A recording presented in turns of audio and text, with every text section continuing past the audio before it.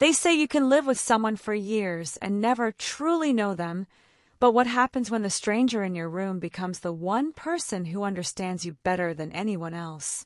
My name is Lila. I'm 20, and I never imagined I'd be sharing a cramped bedroom with an 18-year-old guy I barely knew, let alone calling him my brother. Stepbrother, technically. Our parents' whirlwind marriage last year tossed us together like books thrown onto the same shelf, expected to fit despite our mismatched covers. At first, it was awkward. 2 teenagers, 1 tiny room, and a whole lot of unspoken boundaries. But as the weeks turned into months, something unexpected happened. Ethan, the quiet guy with messy hair and a permanent book in his hand, started to feel less like a stranger and more like home. The room we shared was a shoebox in our parents' modest apartment. A thin curtain divided our space, my side cluttered with sketchbooks and fairy lights, his with stacks of novels and a single desk lamp that flickered when it got too hot. We didn't have much choice about the arrangement. Our parents couldn't afford a bigger place, and we were both too broke to move out. So we made it work. Or at least we tried. In the beginning, Ethan and I barely spoke. He'd come home from school, flop onto his bed, and disappear into a book. I'd be on my side, scrolling through my phone or sketching, stealing glances at this boy who was now part of my life, whether I liked it or not. He was tall, lanky, with eyes that always seemed to be searching for something just out of reach. I didn't know what to make of him. He wasn't rude, just distant. Like he was guarding a piece of himself he didn't want anyone to see. Our first real conversation happened by accident. It was late, maybe 2 a.m., and I couldn't sleep. The room was dark except for the soft glow of Ethan's lamp. I heard the rustle of pages and peeked around the curtain. He was sitting cross-legged on his bed, engrossed in a tattered copy of Dune. I don't know why I spoke. Maybe I was bored. Maybe I was curious. But I blurted out, "Is that any good?" He froze, like I'd caught him doing something illegal. Then, slowly, he looked up. Yeah, it's epic. You read sci-fi." "Not really," I admitted. "I'm more into romance. Jane Austen, that kind of thing." He raised an eyebrow, a tiny smirk tugging at his lips. "Austen? So you're into brooding guys who take 300 pages to say they're sorry."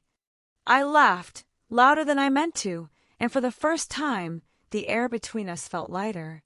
"Okay, fair. But at least they're honest by the end." "What's Dune about?" "Spaceships and sand."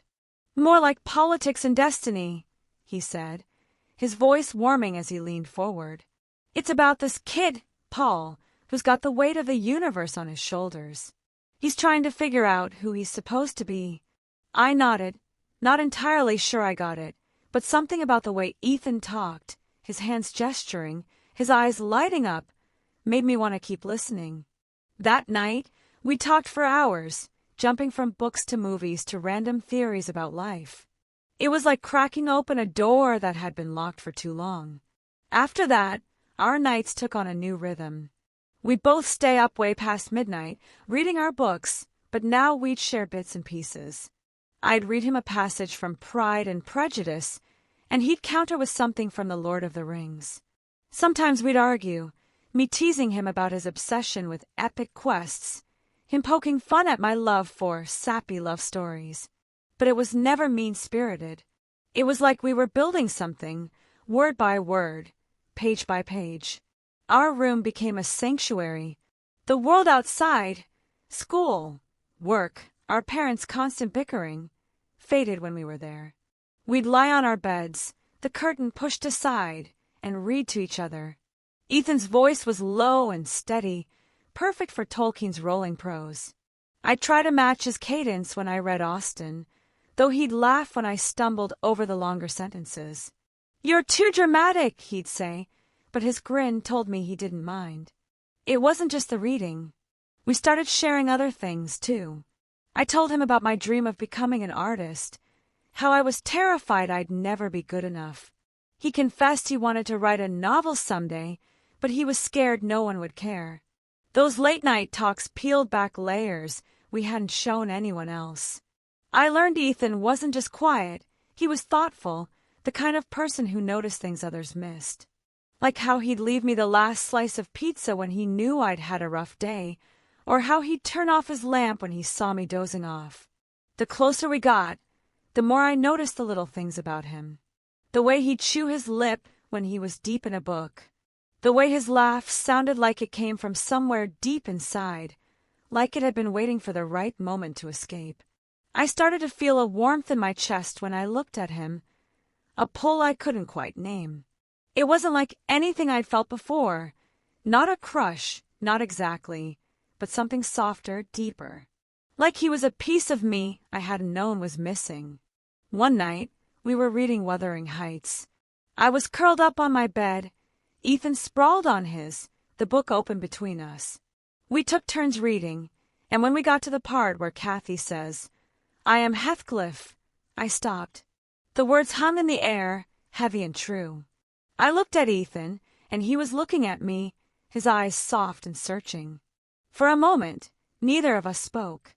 Then he said quietly, "That's how it feels, isn't it? When you find someone who gets you." My heart skipped. I nodded, my throat tight. Yeah, like they're part of your soul. We didn't say anything else that night, but something shifted. The air felt charged, like the moment before a storm. I lay awake for hours, replaying his words, wondering what they meant. Wondering what we meant. By the time winter rolled around, Ethan and I were inseparable. We'd spend entire weekends holed up in our room, reading, talking, laughing until our sides hurt. Our parents noticed, I think, but they didn't say much. Mom would just smile and say, "You two are thick as thieves." I didn't correct her. I didn't know how to explain that Ethan wasn't just my stepbrother anymore. He was my best friend, my confidant, my something. But there was a line we hadn't crossed, a boundary neither of us acknowledged out loud. We were close, closer than I'd ever been with anyone, but we were still careful. We'd hug sometimes, quick and casual, but we never lingered. We'd sit close, our shoulders brushing, but we never let it go further. It was like we both knew there was something fragile between us, something that could break if we pushed too hard. As I drifted off to sleep one night, Ethan's voice reading The Hobbit still echoing in my mind, I wondered how long we could keep this up. How long we could stay in this perfect, delicate balance before something gave.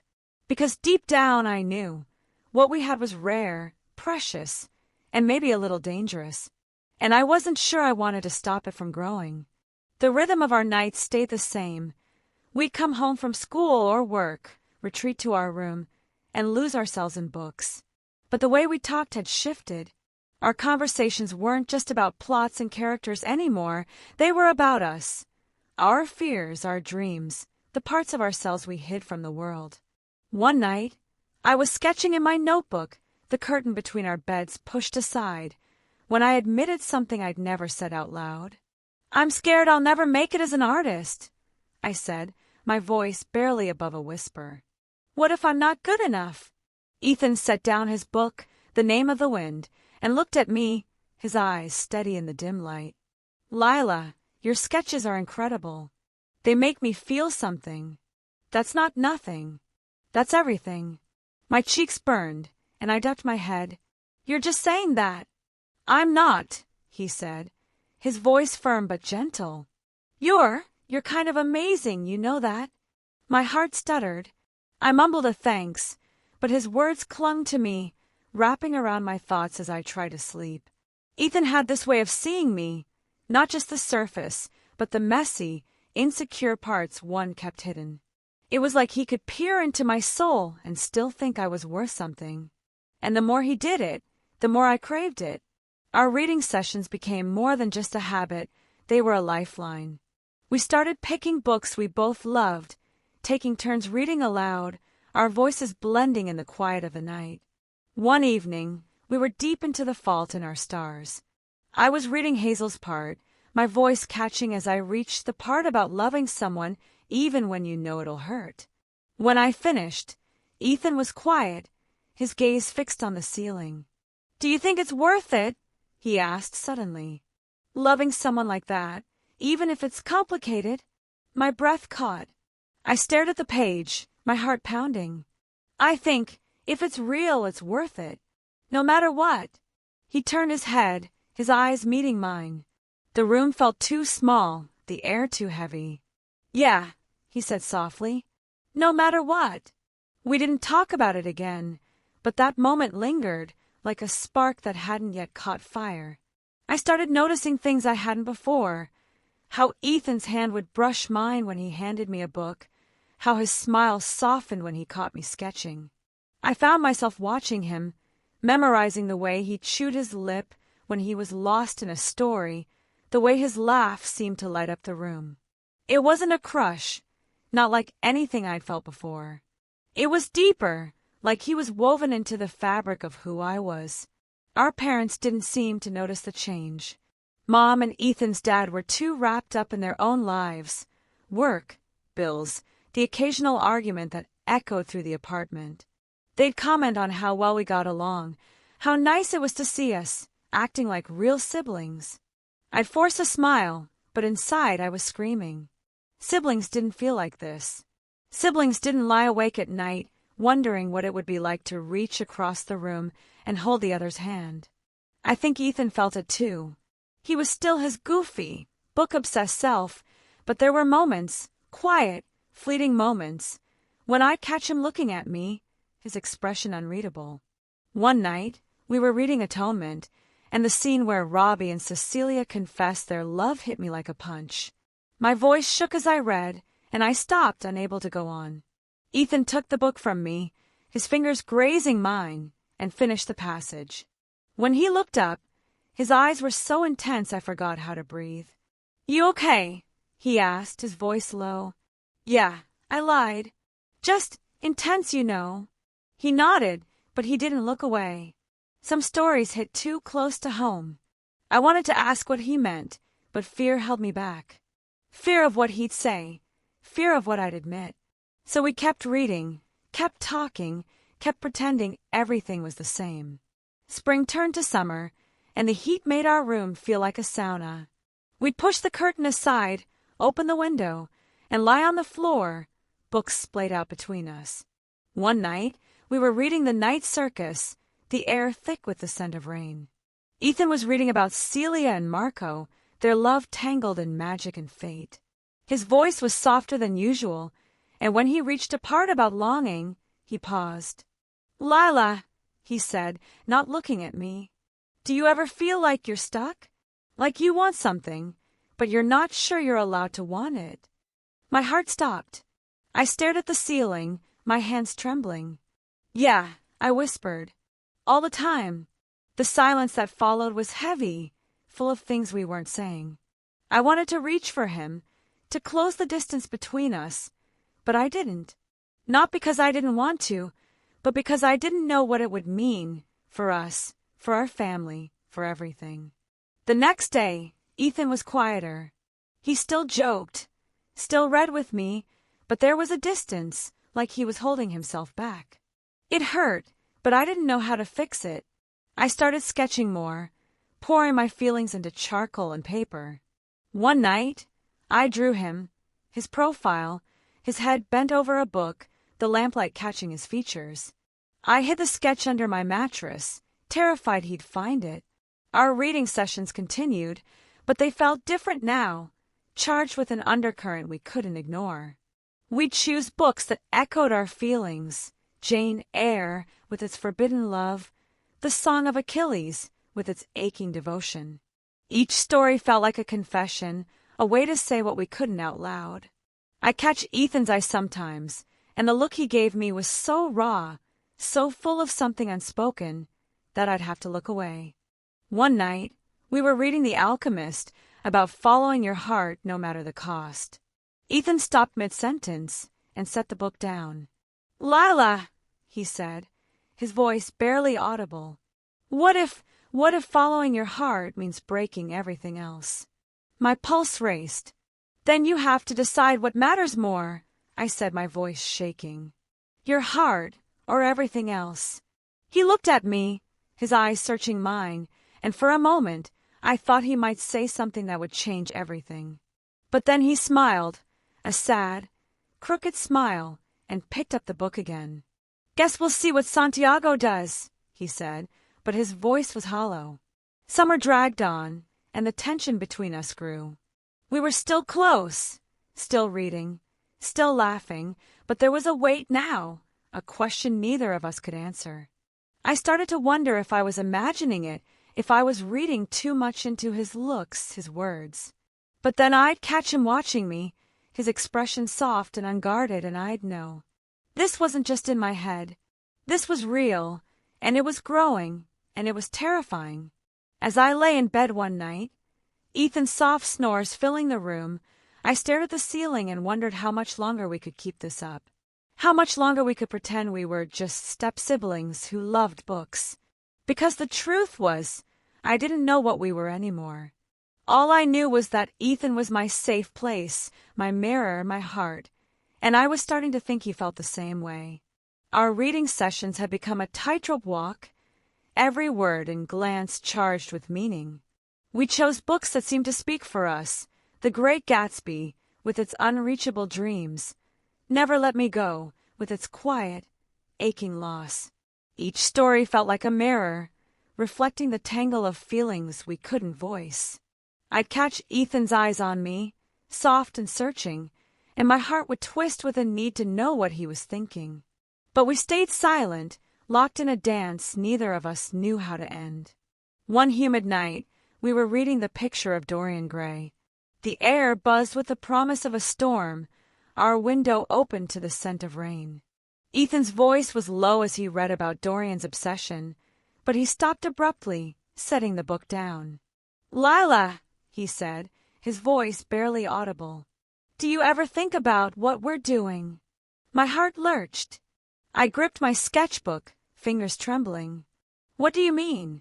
He ran a hand through his hair, eyes flickering away. "This. Us. It's not just reading, is it? It's more." I swallowed hard, my throat tight. "No," I whispered. "It's not." The silence was deafening, a storm of unspoken words. I wanted to spill everything. How he made me feel whole, how he was the only one who truly saw me. But the words felt too heavy, too forbidden. We were step-siblings, bound by a family that wasn't quite ours, and the world had rules we were dangerously close to breaking. The next few days, Ethan was quieter, his smiles tinged with something I couldn't read. It hurt, like a piece of me was slipping away. I poured my feelings into my sketches, drawing him in secret, his profile, his hands, the way his eyes lit up when he talked about books. Each drawing was a confession, hidden under my mattress where he'd never find it. But the distance between us grew, and I didn't know how to pull him back. Our parents, oblivious as ever, kept commenting on our closeness. "You're like real siblings," Mom would say, smiling. I'd nod, but the word siblings felt like a lie. Ethan wasn't my brother, not in the way they meant. He was something else, something I couldn't define. And the more I felt it, the more I feared what it meant. Then came the night that changed everything. We were reading the Brothers Karamazov, a dense book Ethan loved for its raw humanity. The room was dark except for our flickering lamp, the air thick with the storm that had finally arrived. Ethan was reading about love and sacrifice, his voice softer than usual. He stopped mid-sentence, closed the book, and looked at me, his eyes raw and unguarded. "Lila," he said, his voice trembling, "I need to tell you something." My heart pounded. I set my sketchbook down, hands shaking. "Okay." He took a deep breath, his gaze locked on mine. "You're the most important person in my life. I've never felt this close to anyone. But it's not what you think." My stomach dropped. "What do you mean?" He looked away, his hands twisting in his lap.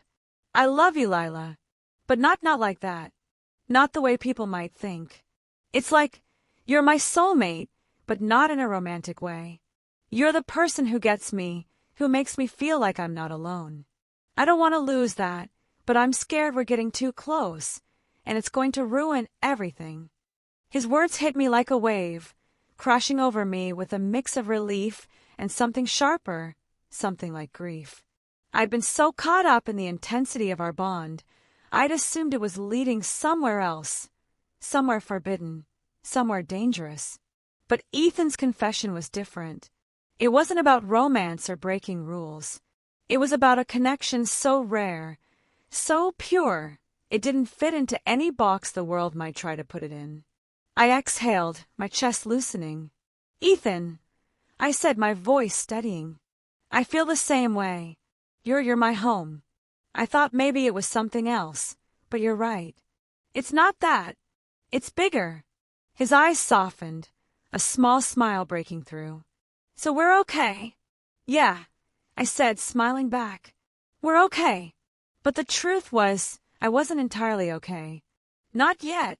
His words had clarified something, but they'd also left me reeling, trying to understand what we were. I lay awake that night, the rain tapping against the window, and realized I'd been chasing a story, a dramatic, all-consuming love like the ones in our books. But what we had was something else, something the books didn't name.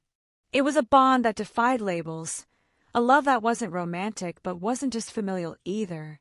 It was us, and it was enough. The next morning, I did something I hadn't planned. I pulled out my sketchbook and showed Ethan the drawings I'd hidden, the ones of him, the ones that held all my unspoken feelings.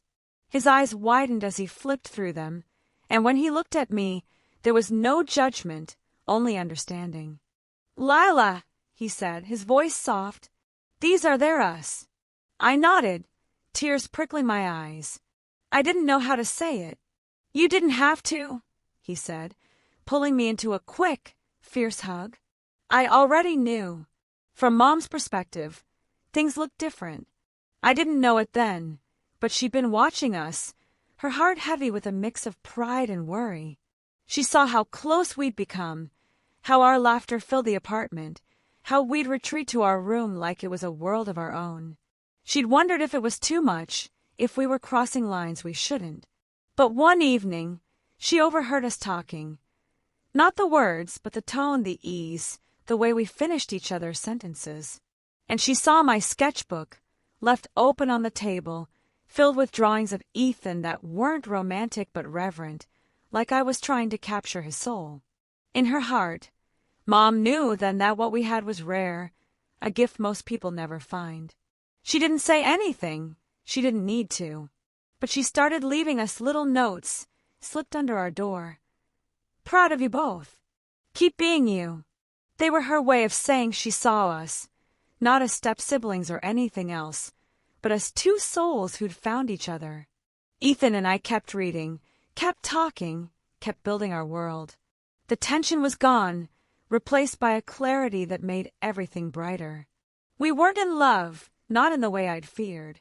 We were something better, two people who'd found a piece of themselves in each other, who'd built a bond stronger than any story we'd read. One night, as we finished The Alchemist, Ethan looked at me and said, "We followed our hearts, didn't we? And it didn't break anything." I smiled, my heart full. "No," I said, "it made everything." And as the rain fell outside, our lamp flickering, I knew he was right. We hadn't fallen into a predictable ending. We'd written our own, one that was messy, beautiful, and entirely ours.